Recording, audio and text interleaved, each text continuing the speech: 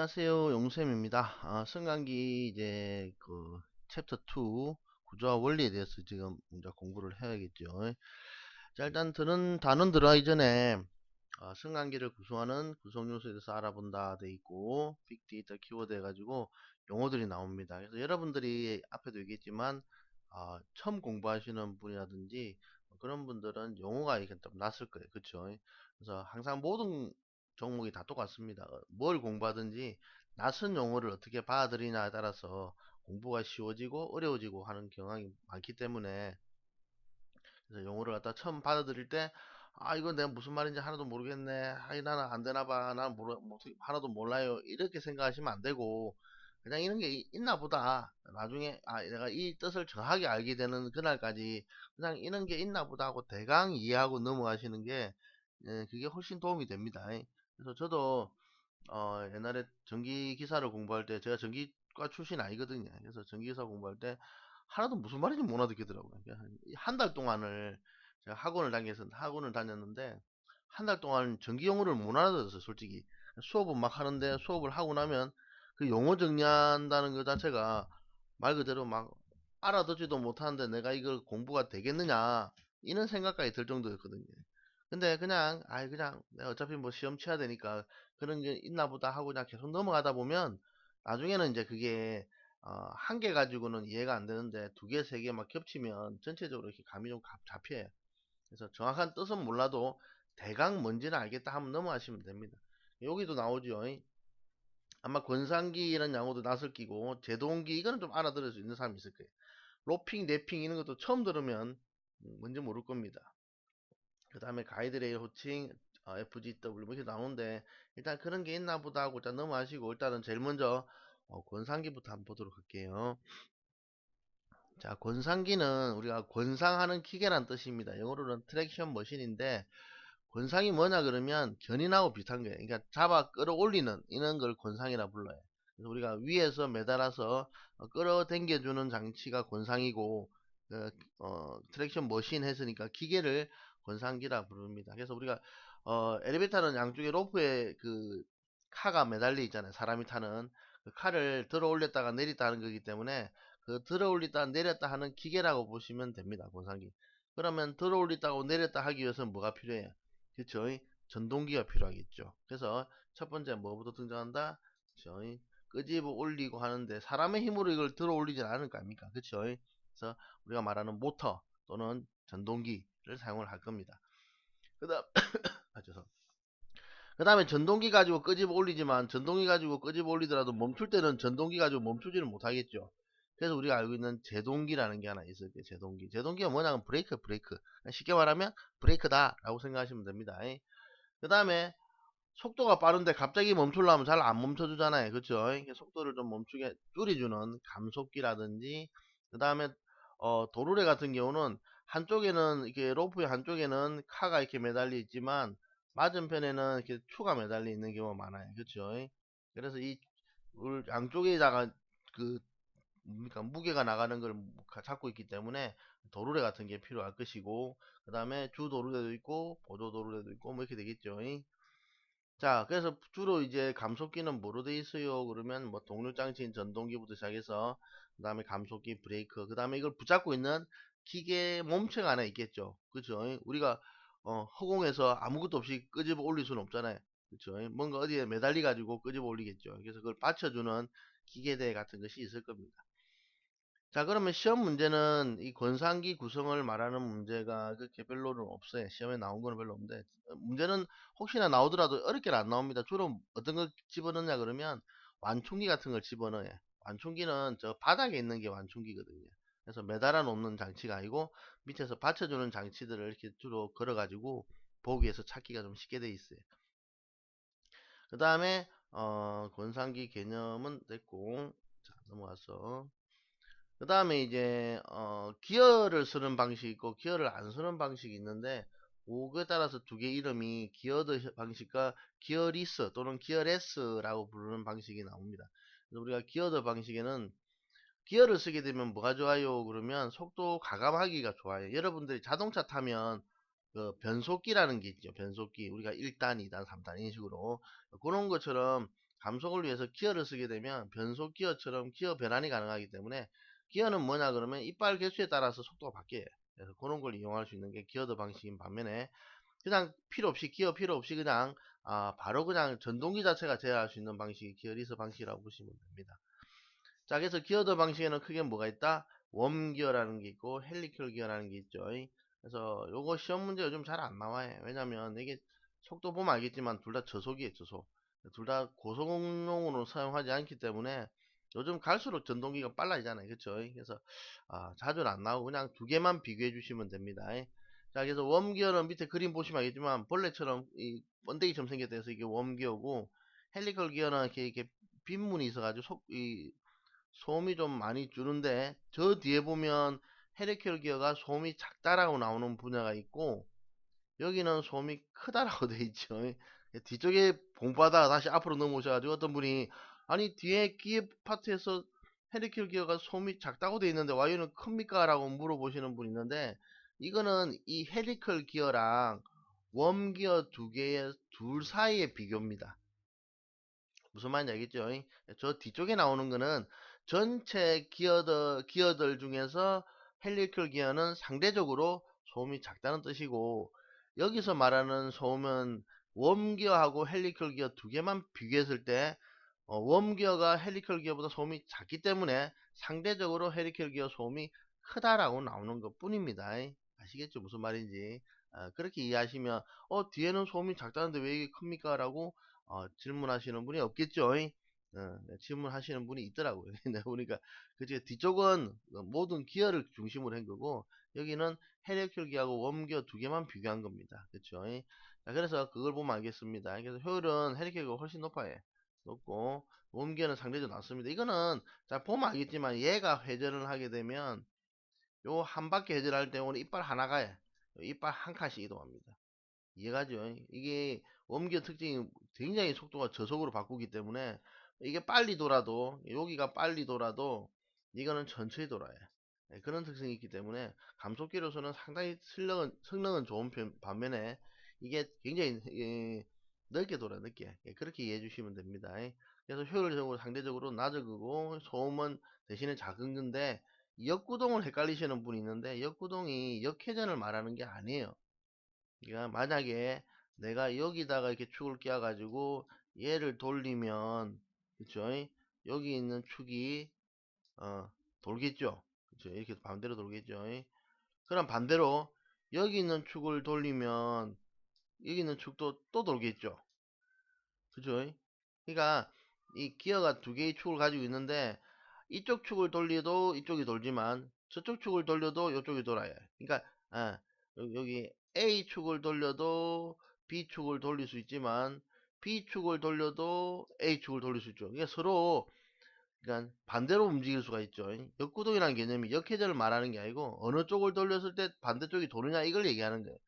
웜기어는 이쪽을 A라고 놓으면 A를 돌리면 B가 돌아요. 알겠죠? 그런데 B를 돌린다고 A가 돌진 않아요. 잘 안 돌아요. 되게 안 돌아요, 이거. 딱 보면 생긴 게 이렇게 생겼는데 어떻게 이게 돌아요? 또 생각해 보세요. 이거 돌리면 이게 돌겠어요, 안 돌겠어요? 안 돌 것 같죠? 예, 그렇게 생각하시면 됩니다. 이 역구동이 역회전을 말하는 게 아닙니다. 그래서 웜기어는 뒤로 반대로 역구동 자체가 상당히 어렵더라. 뭐 이 정도만 이해해 주셔도 될 것 같아요. 시험에 잘 안 나오니까 그냥 한번 읽어보시고 넘어가세요. 이거 외우려고 막 하지 말고 그냥 한쪽만 외웁시다. 웜기어, 헬리컬 기어 두 개 나오는데 나는 웜만 외우겠다. 그렇죠? 아니면 나는 헬리컬만 외우겠다. 이러면 되죠. 높고 크고 쉬워요. 이렇게 하면 되잖아요. 높고 크고 쉬워요. 이러면 끝이에요, 그냥. 그렇죠. 그럼 나머지 원변 높으니까 낮고 크니까 작고 쉬우니까 어렵겠죠. 이렇게 이해해 주시고 넘어가십시오. 그 다음에 도룰의 홈 모양이 3개가 나오는데 요게 기사 쪽에는 되게 잘 나와요. 기사 문제는 뭐 마찰력의 크기는 어떻게 되냐 그 다음 오른쪽에 보시면 미끄럼을 줄이는 방법 또는 미끄럼이 크게 발생하는 원인식으로 해서 문제가 여러 개가 있어요. 근데 우리 쪽에는 그렇게 많이 나오진 않고 일단 마찰력은 꽉 낀 놈이 마찰력이 크죠. 여러분도 이게 꽉 끼어 있는 애가 잘 안 돌아가더랍니까? 그쵸? 누가 꽉 끼냐 그러면 V가 제일 꽉 끼어 있어요, 여러분. 보면 알겠지만 여기 이 권부각이라는 게 뭐냐 그러면 어 이렇게 된 요각이 곤부각인데 이게 꽉 끼어 있는 부분의 그 각도죠. 이게 많이 끼어 있다는 얘기죠. 이게 곤부각이 크다는 얘기는 꽉 끼어 있는 거예요. 반면에 얘는 곤부각이 작다는 얘기는 꽉 안 끼어 있죠. 아래쪽만 살짝 끼어 있죠. 얘는 거의 끼어 있는 게 없죠. 그냥 바닥만 살짝 닿아 있는 거죠. 그냥 그렇죠. 예, 그런 식으로 이해해 주신다면 V홈이 제일 마찰력이 크고 언더컷 홈, 언더컷은 이 U홈에다가 여기서 만큼 깎아낸 거죠. 깎아내가지고 이렇게 파놓은 거죠. 이렇게 이런 식으로. 언더컷 자체가. 그렇게 보시면 되고요. 모양이 다 비슷해 보여요. 잠깐만. 이제, 예. 자, 그렇게 이해를 해주시면 될 것 같아요. 그 다음에 이거 미끄럼짐을 줄이려면 건부각은 크게 하고, 그쵸? 우리 가속도와 감속도가 크면 지대 빨리 뛰거나 빨리 멈추게 되면 미끄러지는 현상이 생기죠. 여러분도 뛰다가 갑자기 설라 그러면 미끄러지잖아요. 그쵸? 가속도와 감속도가 크면 잘 미끄러져요. 그 다음에 균형 체인하고 균형 로프라는 게 들어가는데 이거는 미끄러짐을 줄이기 위해서 무게를 양쪽을 맞춰주는 역할을 하는 게 균형 체인과 균형 로프고, 그 다음에 마찰을 개수가 크다는 얘기는 마찰이 세다는 얘기예요. 이 마찰력이 크면 클수록 뭐다? 그러면 잘 안 미끄러지겠죠. 꽉 낀 게 있으니까. 그쵸? 이런 거는 정리를 한번 해두시는 게 좋아요. 왜냐면 기사도 잘 나오기 때문에 기능사 쪽에서도 앞으로도 계속 나올 가능성이 크다고 보시면 됩니다. 그 다음에 미끄러짐이 쉽게 발생하는 경우는 아까 반대겠죠. 아까 건부각이 크면은 안 미끄러지는 거니까 건부감이 작으면 될 거고, 그 다음 아까 가속도와 감속도가 클수록 작을수록 잘 안 미끄러지니까 크면 잘 쉽게 미끄러지겠죠. 그 다음에 이제 아까 뭐였어요? 균형 체인과 균형 로프를 써가지고 장력비를 무게를 맞춘다 했죠. 근데 만약에 그걸 안 쓰게 되면 장력비가 크겠죠. 한쪽이 무겁고 이런 식으로. 그런 경우에 될 거고. 그 다음 마찰 개수가 작으면 잘 미끄러지죠. 그렇죠. 우리가 얼음 같은 게 잘 미끄러지는 이유는 얼음은 마찰 개수가 작잖아요. 그렇죠. 그런 것을 이해해 주시면 될 겁니다. 그래서 요거 하나 기억을 좀 해주시고, 그 다음에 이제 공식 하나 등장했습니다. 여러분들이 이거를 외우셔야 돼. 이거는 외웁시다. 어쩔 도리가 없어. 이거는 시험에도 잘 나오고 계산 문제로도 등장하기 때문에. 근데 아직까지 기능사 쪽에서는 계산 문제가 별로 없고 기사는 거의 뭐 계산 문제 있다고 보시면 되거든요. 그래서 언젠가는 문제 낼 게 없어지면 계산 문제도 나온다라고 생각하시고 아예 공식을 하나 외워주시기 바랍니다. 그래서 웬만하면 단위도 같이 기억을 좀 해주세요. 킬로그램이고 메타퍼민이고, 그 다음에 요 S는 1 빼기 F로도 잘 씁니다. 그러니까 처음부터 이놈을 S로 표시 안 하고 이렇게 P는 6120의 여기 효율입니다. 읽을 때는 이타라고 보통 읽어요. 효율분의 M 무게, V 속도, 그 다음에 1 빼기 F 해가지고 그냥 처음부터 오버밸런스율을 넣어서 이렇게 식을 외우셔도 관계는 없어요. 그래서 식 자체가 시험에 기능사 쪽에서는 식 자체는 시험에 나와 있어요. 대신에 이제 계산 문제가 이렇게 없는 게 특징인데 아마 나올 겁니다. 기사 쪽에는 다 있고 계산 문제도 있고 단위 환산도 나오고요. 기사 쪽에는 그렇게 이해해 주시면 되고요. 그 다음에 권상기현 전동기 구비 조건은 진짜로 시험에 잘 나옵니다. 그래서 이거는 여러 개 있다 보니까 아닌 걸 보통 물어요. 그래서 전동기용 구비 조건이 아닌 거는 그러면 기동 전류가 클 것이라든지, 그 다음에 반려를 고려하지 않아도 된다 뭐 이런 거라든지, 그 다음에 뭐 회전 특성이 뭐 있는 거는 이건 되게 좀 애매할 거고, 대신에 소음이 클 거 이런 거, 진동이 클 거 뭐 이런 거 나오면 다 틀린 거예요. 그렇죠? 이런 식으로 문제가 틀린 걸 자주 물어봅니다. 사지선다형 특징이 그래. 그렇죠? 그 다음 참 기사 실기에 들어가시면 이것도 통째로 나와요. 그냥 그래서 구조건 네 가지를 쓰시오 뭐 이런 식으로 나오기 때문에 여러분들이 이거는 꼭 봐두시는 게 좋아요. 그 다음에 제동기 해가지고 권상기 들어있는 거죠. 제동기 브레이크죠. 브레이크. 자, 브레이크는 우리가 말 그대로 멈추게 하는 장치인데 브레이크를 기계적으로 움직여. 무슨 말이냐 그러면 스프링이 이 브레이크를 잡아주는 역할을 합니다. 스프링이. 그래서 브레이크는 스프링이 움직이는데 평상시에는 그럼 스프링이 작동하면 안 되잖아요. 그래서 전원이 흐르는 동안에는 이 전자 코일, 전기력의 힘으로 이 스프링을 작동을 안 시키는 거예요. 막고 있다가 갑자기 전기가 끊어지면 스프링이 작동을 해버립니다. 그쵸? 그렇게 이해해 주시면 되고요. 그 다음에 시험 문제 나올 수 있는 게 요 놈이죠. 그래서 브레이크의 조건, 제동기 조건은 뭐냐 그러면 125%의 부하로 전속 하강 중 위험 없이 정지할 수 있는 이게 기준이 됩니다. 그래서 125%의 부하로, 그러니까 원래보다 좀 더 무거운 양을 싣고도 멈출 수 있어야 된다가 조건이 되는 거죠. 그 다음에 이제 브레이크 슈는 우리가 슈는 신발을 슈라 불러요. 그래서 브레이크 신발이라고 보시면 되고, 신발처럼 이렇게 뭡니까 옆에 감싸주고 있는 게 슈라고 생각하시면 되고, 드럼은 원통이죠, 원통. 그래서 원통 드럼, 우리가 기름통을 드럼이라 부르잖아요, 그렇죠?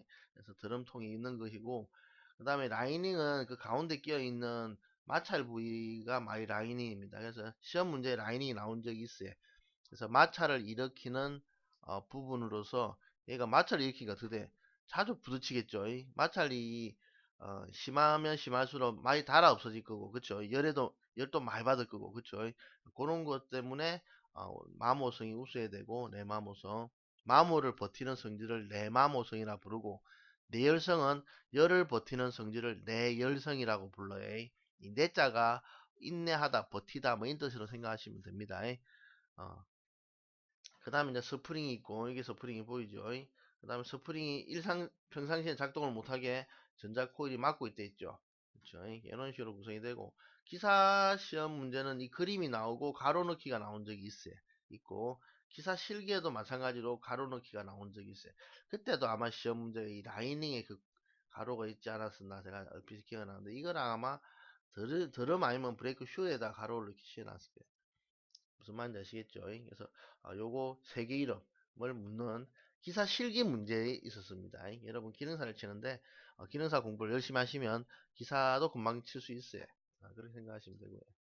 자, 그 다음 걸 한번 보면 문제가 하나 나왔어요. 자, 엘리베이터에서 와이어 로프를 사용해서 카의 상승과 하강, 로프로 카를 끄집어 올리고 내리는 것이 전동기고, 그 다음에 전동기가 포함되어 있는 것이 뭐다? 권상기랬죠. 그래서 이놈의 답은 1번 권상기다. 이렇게 된 겁니다. 이해가죠? 그 다음에 로프를 가는데, 로프는 시험에 잘 나옵니다. 그래서 로프는 기본적인 거 기억을 해주셔야 되는데, 일단 로프의 구조는 단면을 잘라보면 위에 보면 로프의 구조 나오죠. 이게 요거처럼 각각의 소선, 이게 요거 한 개가 소선입니다. 요 하나가, 아유씨 잘 안되네. 펜으로 바꿉시다. 자, 요게 소선인데, 소선이 지금 이게 다 소선이, 자, 이러한 아주 작은 소선들이 뭉태기로 이렇게 한 개로 묶어져 있어요. 그럼 이걸 뭐라 부른다? 스트랜드라고 불러요. 가닥이라고 부르는 겁니다. 그 다음에 이 스트랜드가 뭐하고 안에 있는 심지라고 불리는 코어하고 같이 묶여가지고 있는 이놈을 이제 로프라고 불러요. 그래서 시험 문제는 다음 중 로프의 구조는 뭐로 되어 있다? 그쵸? 코어, 심하고, 그 다음에 스트랜드, 가닥하고, 그 다음에 소선, 각각의 와이어로 구성되어 있습니다. 딱 보면 사지선다형 문제가 되죠. 다음 중 로프의 구조가 아닌 것을 찾으시오. 이라면 세 개를 뺀 나머지가 답이겠죠. 그 다음에 그중 시험 문제에서 심만 따로 한번 물은 적이 또 하나 더 있어요. 그래서 그 정도만 이해를 해주시면 되고, 그 다음에 이제 바뀐 규정이 하나 나오는데, 옛날에는 이게 세 가닥 이상이었는데 지금은 두 가닥 이상으로 바뀌었습니다. 근데 두 가닥 이상인 대신에 이제 우리가 가닥 수가 줄어들면 힘이 많이 받겠죠. 그래서 안전율이 오히려 높아졌어요. 그래서 옛날 기준은 세 가닥 기준 안전율 10이었는데 지금은 두 가닥인 경우는 안전율 16까지도 올라가 있는 상태이기 때문에 그거까지 고려를 해서 외워주시면 될 겁니다. 그래서 그거는 내용은 저 뒤에 나와요. 그래서 우리 여기서 기억할 것은 최소 얼마? 두 가닥 이상은 있어야 되더라. 그 다음에 로프의 공신 직경은 얼마? 8mm 이상인데 뭐 뒤에 보면 또 조건이 하나 6mm짜리 조건이 하나 붙어 있죠. 이런 경우도 가능하다는 건데 기본 값은 특별한 말 없으면 두 가닥에 8mm 이상으로 기억을 해주시면 될 겁니다. 그 다음에 안전율은 두 가닥으로 외우면 애매하죠. 그래서 세 가닥 기준 안전율 12, 즉 8mm 이상의 세 가닥 기준 하게 되면 12 이상 이렇게 됩니다. 안전율은 12배 이상 하라는 얘기예요. 그러니까 보통 우리가 계산을 통해서 나오는 값이 있죠. 당신 몸무게가 얼마요? 그러면 내 몸무게가 만약에 70kg다. 그러면 70kg에 두 배로 하시오. 이러면 안전율이 2입니다. 무슨 말인지 알겠죠? 그러니까 2배까지 버티라는 얘기죠. 그래서 그런 뜻이라 생각해요. 이게 12배까지 버틴다 생각하니까 엘리베이터 떨어지는 경우가 있다 없다? 별로 없겠죠. 그래서 대단히 안전율이 높더라. 저희 다른 건 몰라도 이 줄이 끊어지고 사람이 떨어져 죽으면 안 되잖아요. 그렇죠. 그래서 대단히 안전율이 높다. 그 다음에 옛날에는 현수라는 말을 썼어요. 현수. 매달려 있는 거를 현수라 했는데 이게 용어가 바뀌었어요. 옛날에는 현수 로프, 매달려 있는 로프, 현수 로프, 뭐 현수 체인, 매달려 있는 체인, 현수 체인 이렇게 썼는데 지금은 전부 다 매다는 장치라는 한글 이름으로 바뀌었습니다. 그래서 그냥 이름만 봐도 알잖아요. 아, 이거 매달려 있는 거구나 라는 뜻이라고 생각하시면 되겠죠. 그럼 매다는 장치 로프이라면 아, 매달린데 로프를 사용하는구나 라고 금방 알 수 있을 겁니다. 그 다음에 이제 꼬임이 나오는데 이게 로프를 보면 알겠지만 일자로 쭉 된 게 아니고 이렇게 막 우리 이거 뭐 집신을 꼬아본 경험은 요즘 없죠. 우리도 많이 없는데 옛날에 집신 꼬면 이렇게 비비 꼬거든요. 그러면 꼬는 방향하고 안에 있는 집신 안쪽에 있는 방향하고 반대인데 그런 거를 지금은 모르겠고 지금 뭐 꽈안에서 하는 게 있나 해. 꽈배기밖에 없는데 여러분 꽈배기 보면 이렇게 꽈져 있죠. 그렇죠? 아니면 여름에 먹는 스크류바 뭐 이런 거 좀 이렇게 일자로 안 돼 있고 이렇게 길이 방향으로 이렇게 돌면서 돼 있는 그런 모양 그런 걸 꼬임이라고 불러요. 그래서 보통 꼬임은 스트랜드가 꼬여 있는 방향하고 로프의 꼬임 방향이 반대로 된 거예요. 반대로. 그래서 이걸 외우면 되는데 그래서 여러분 반대 방향으로 돼 있더라 그러면 반대가 비읍이죠. 그럼 비읍이니까 보통입니다. 이래 외우시면 돼. 다시 두 개의 꼬인 방향이 반대로 되어 있어요. 그러면 반대가 비읍이니까 비읍인 보통 이렇게 외우면 되겠죠. 확실히 외우셔야 됩니다. 이거 안 그러면 시간이 지나고 시험지 딱 받았을 때 헷갈리는 순간 발행하면 이러면 이제 답이 틀릴 수가 있으니까 확실히 외웁시다. 반대 방향 비읍 보통 그죠? 그럼 같으면 어찌 된대요? 그럼 랭 꼬임입니다. 두 개밖에 없어요. 그래서 보통 꼬임하고 랭 꼬임밖에 없으니까 두 개만 둘 중에 하나만 외우고 나머지는 다 랭 꼬임 하면 되겠죠. 그래서 같은 방향 랭, 반대 방향 보통 이렇게 외우시고 될 겁니다. 그 다음 두 번째 Z 꼬임하고 S 꼬임 있는데 얘는 전선을 쭉 바라보고 나면 꼬여 있는 방향이 전선의 Z차처럼 이런 식으로 관계 있는 그쵸? 이런 식으로 관계 있으면 이 Z 꼬임 반대로 이제 이런 식으로 관계 있으면 뭐다? S 꼬임 해서 모양을 주고 한 거예요. 무슨 말인지 아시겠죠? 그렇게 이해를 해주시면 돼. 그래서 보통 많이 쓰는 건 뭐냐 그러면 우리가 시험 문제에 뭐 어떤 걸 써요 했을 경우는 보통 Z 꼬임을 많이 씁니다. 그래서 보통 꼬임의 Z 꼬임이다. 이게 시험 문제에 있습니다. 그래서 일반적으로 많이 쓰는 것보다 엘리베이터 Z 꼬임 많이 쓰는 것은 보통 Z 꼬임. 저희 이렇게 외우시면 될 겁니다. 다음에 이제 요거는 실형 워링턴은 필랑이 있는데 오른쪽에 보시면 대강 설명을 해놨는데 우리 시험에는 아예 나온 적이 제가 없는 걸로 알고 있어요. 본 적이 없어가지고 대신에 기사 쪽에는 있습니다. 기사 공부하시는 분은 요거 좀 알아두셔야 되고 실기에도 있어요. 기사는. 그 다음에 우리 시험에는 없는 것 같은데 이게 코어는 뭘로 만들어졌어요? 그러면 섬유로 해가지고 안에 로프 안에 있는 섬유 성질로 되어 있는 게 있어요. 이게 코어인데 까지 시험 문제는 아마 없을 겁니다. 그냥 이름 정도만 알고 넘어갑시다. 아시겠죠?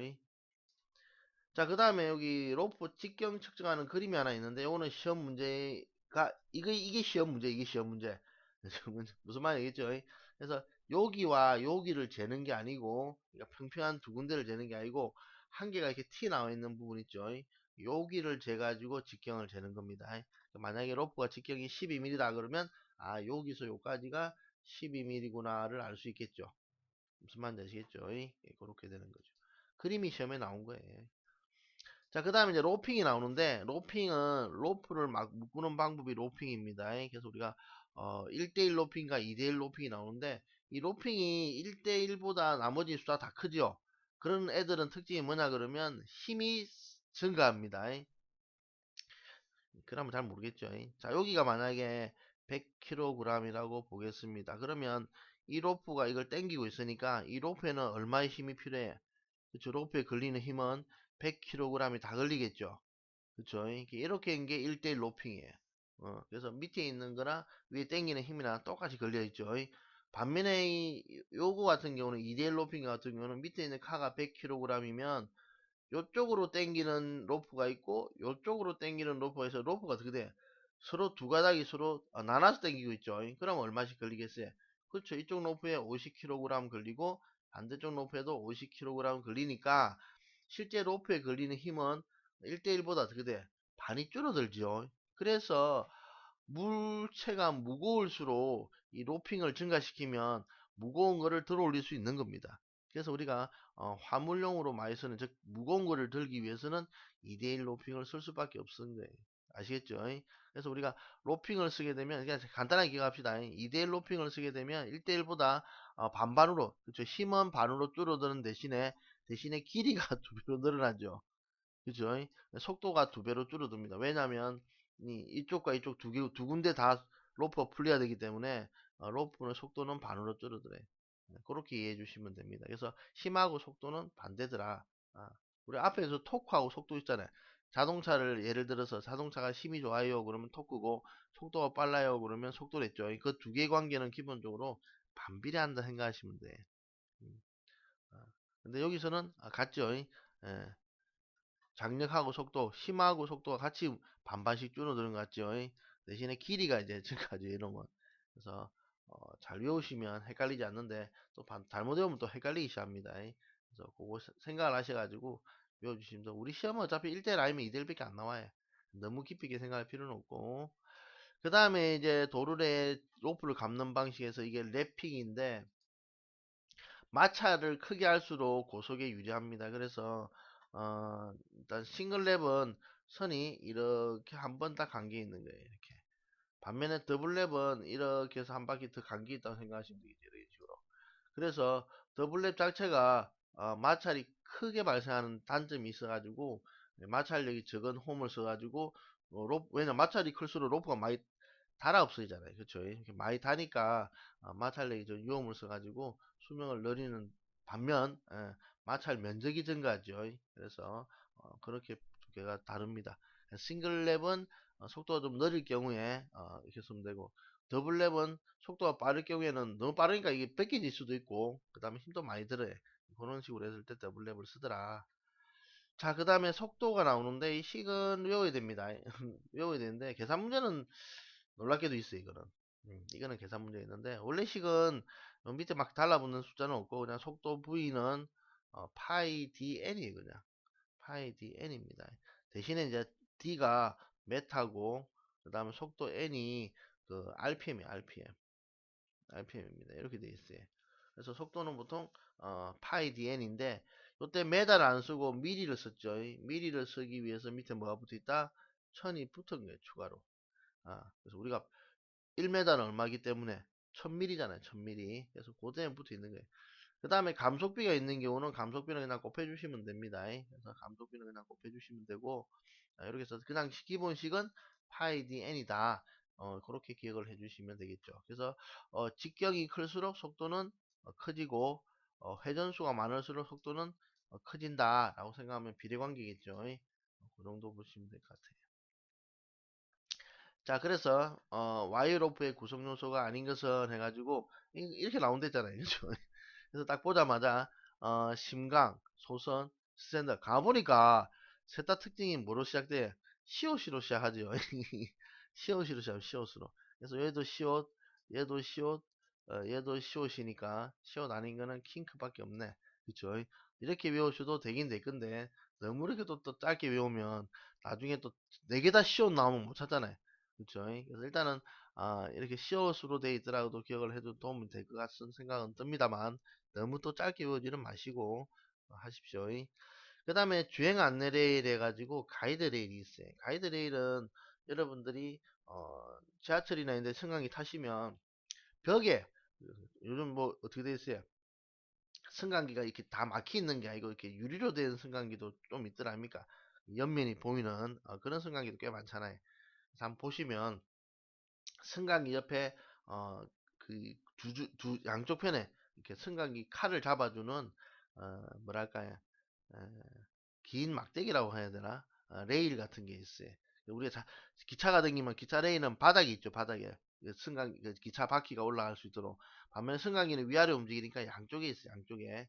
그렇게 된 걸 주행 안내 레일이라고 부르고, 옛날 용어로는 가이드 레일이라고 불렀는데, 지금은 주행 안내 레일 했는데 가이드 레일이 영어죠. 그냥 영어 그대로 읽으면 가이드 레일.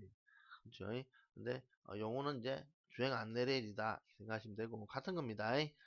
자, 일단은 가이드레일은 시험 문제가 몇 개가 나오는데 첫 번째 호칭은 뭘로 만들어졌냐라고 묻는 경우가 있어요.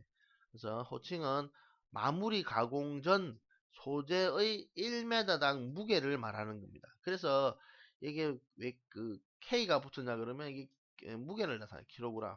그래서 8K는 8kg이라는 뜻이고 13K는 13kg이라 해서 클수록 뭐가 돼? 무게가 많이 나가는 거죠. 그래서 큰 엘리베이터일수록 큰 걸 쓰겠죠. 이렇게 생각하시면 됩니다. 그래서 놀랍게도 시험 문제가 호칭이 나오니까 요 숫자를 일단은 5개만 먼저 외워 두십시다. 8, 13, 18, 24, 30이니까 요거 5개를 먼저 외웁니다. 시험 문제가 뭐 나오냐 그러면 다음 중 호칭이 아닌 거는 이렇게 물어봐요. 그쵸? 호칭을 안 외우면 맞출 방법이 없어요. 그쵸? 외웁시다. 그 다음에 두 번째, 표준 길이가 나오는데, 이 왜 표준 길이가 왜 있냐 그러면, 이게 들고 날라야 되거든요. 이 무게도 많이 나가는 걸 들고 나르는데, 들고 나르다 보면, 운반이나 제조상에 어려움이 있어 놓으니까, 표준 길이 5m까지를 딱 정해 놓은 거예요. 그래서 만들 때 처음부터 이 길이를 만든 다음에 필요한 만큼 잘라 쓰도록 하고 그 다음에 몇 개는 이어 쓰겠죠. 뭐 이런 식으로 쓰게 됩니다. 그 다음에 가이드레일의 허용 응력은 이거는 나온 적은 있나? 없는 것 같은데 이 기사 쪽에는 있더라고요. 근데 기능사 쪽에는 아직까지 없는 것 같아가지고 일단은 먼저 외우지 마시고 숫자가 잘 안 외워지시면 안 개도 외울 거 많은데 다른 것부터 외우고 그 다음에 되면 한번 외워봅시다. 그 다음에 여기 오른쪽 편에 보면 어, 여기 A종, B종, E종, G종 나오는데 이까지는 뭐 안 해도 될 것 같나? 이게 한 문제가 뒤에 있어요. 그래서 아마 습기가 많은 장소에 쓰는 게 G종인가 뭐 있는데 참고로 아니면 경도가 제일 높은 게 어느 거냐 이렇게 나오는 경우도 있어요. 그래서 참고로 한번 보시고 그 다음에 가이드레일의 사용 목적 해가지고 요거는 아마 좀 기억을 좀 해두시는 게 좋을 것 같아. 가이드레일이 왜 있냐 이 뜻이죠. 첫 번째는 카가 가이드레일 따라서 움직입니다. 그걸 갖다가 유식하게 얘기하면 위치를 규제한다 이 뜻이에요. 그러니까 카가 우리가 기차 레일에 기차 바퀴가 돌잖아요. 그러면 기차 바퀴 레일 밖으로 나가면 돼 안 돼? 나가면 탈선이죠. 마찬가지로 가이드레일에 엘리베이터 그 옆에 있는 롤러가 이렇게 물려가지고 움직이는데 그걸 벗어나지 않도록 하기 위해서 가이드레일이 있는 거예요. 무슨 말인지 아시겠죠? 그렇게 돼 있고 그래서 가이드레일을 잡고 있는 게 뭐다? 신발처럼 슈라고 했죠. 슈. 그쵸? 그 다음에 카의 기울어짐을 방지합니다. 그쵸? 양쪽에 잡아주고 있죠. 양쪽에서. 그 다음에 비상 정지장치가 작동하게 되면 그러니까 브레이크를 잡았어. 브레이크 여러 가지 있는데 그때 이 무게를 잡아줘야겠죠. 그러니까 한쪽으로 자빠지거나 이러지 않게 수직으로 내려오는 힘을 유지시켜 주더라 이렇게 됩니다. 자, 그 다음에 넘어가 보시면 자 가이드레일의 결정 요소라는 게 있는데 이것도 시험에 한 번씩 나와요. 근데 이것도 보면 알겠지만 몇 가지입니까? 그렇죠. 세 가지죠. 자굴하지 않는지, 레일에서 이탈하지 않는지, 그 다음에 레일이 지탱할 수 있는지. 금방 이거는 어, 기사 하시는 분은 외워야 돼. 왜? 이 실기에 나오거든요. 실기는 주관식이다 보니까 이걸 다음 중 가이드레일 결정 요소 쓰시오 이런 문제가 나오는 거예요. 근데 우리는 딱 보면 알겠지만 이거는 기능사 쪽에서는 가이드레일의 결정 요소가 아닌 것은 이렇게 나오겠죠. 책이니까. 그쵸? 사지선다형 문제 특징이 됐죠. 그래서 요거 3개 말고 1개가 등장할 겁니다. 그래서 여러분들이 외울 때 그런 식으로 해서 나머지 하나가 있을 것이라고 생각하고 외우시면 조금 더 외우기가 편할 겁니다. 아시겠죠? 자, 그러면 문제를 한번 보겠습니다. 가이드레일의 규격, 호칭에 해당하지 않는 것은 아까 외웠죠? 8, 13, 18, 24, 그 다음에 30 이렇게 있었죠. 그리고 5개를 먼저 외우고 뭐 그 다음에 대용량이 나오는 까지 안 해도 되고 그거부터 외우시면 답은 금방 찾아요. 되겠죠? 자, 그래서 오늘 수업은 여기까지 먼저 해가지고 앞에 그거 한번 정리를 하시고 외워야 될 거는 정리해서 외우도록 합시다.